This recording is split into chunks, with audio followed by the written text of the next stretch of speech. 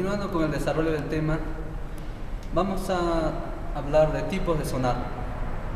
Hay dos tipos de sonar, el sonar activo y el sonar pasivo. Primero hablaremos del sonar activo. El sonar activo se caracteriza por crear un señal o un pulso electromagnético de sonido llamado ping.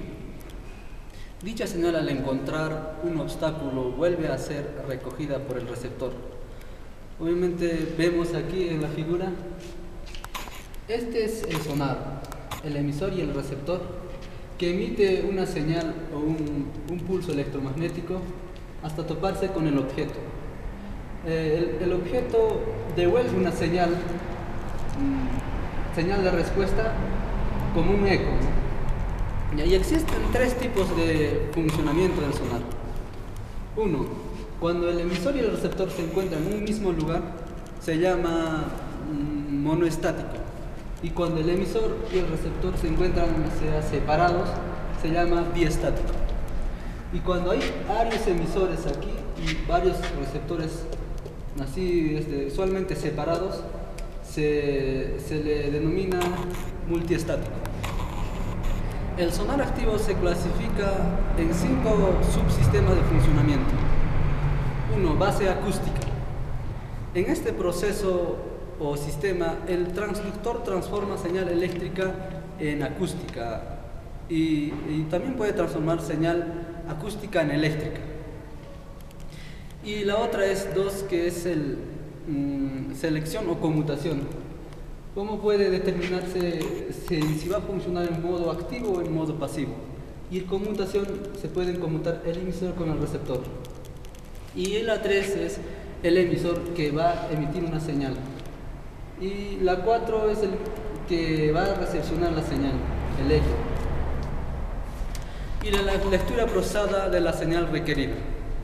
La señal se da en dos formas, en forma análoga o en forma digital, siempre usando con una representación gráfica. Mediante el sonar se puede determinar varias cosas. Por ejemplo, determinar la distancia entre el sonar y el objeto. Como vemos aquí, la celeridad que vemos en esta relación, una ecuación muy larguísima que está en relación a la temperatura, la salinidad del agua y la profundidad, que está representada con la letra D.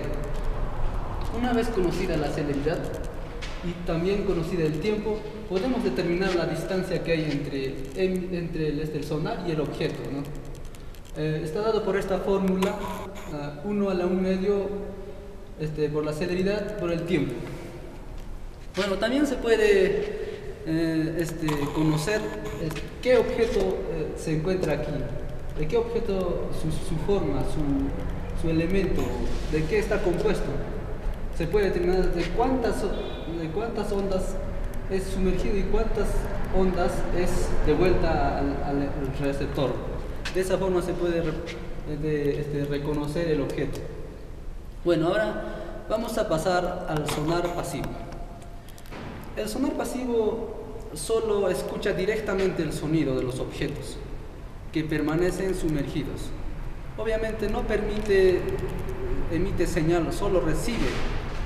Aquí el sonar pasivo solo recibe señal, no puede emitir señal. Esa es la diferencia entre el sonar y el pasivo. Posee 3 subsistemas de funcionamiento. 1. Captación de señal. De frente, el sonar pasivo capta señal. No emite, sino capta de frente la señal. Y la 2. Procesada de la señal.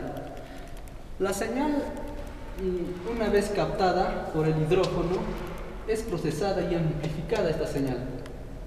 Y la 3 es la lectura y medición de la señal procesada. Aquí el hidrófono mide el proceso, la medición de la señal recibida.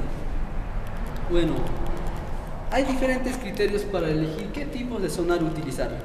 Por ejemplo, si hablamos de alcance, por ejemplo, el sonar activo puede medir la distancia, pero el sonar pasivo no se puede medir la distancia. Y también detección de contactos no ruidosos, por ejemplo. El sonar activo puede detectar contactos ruidosos, pero el sonar pasivo no puede detectar contactos no ruidosos. Eso es todo.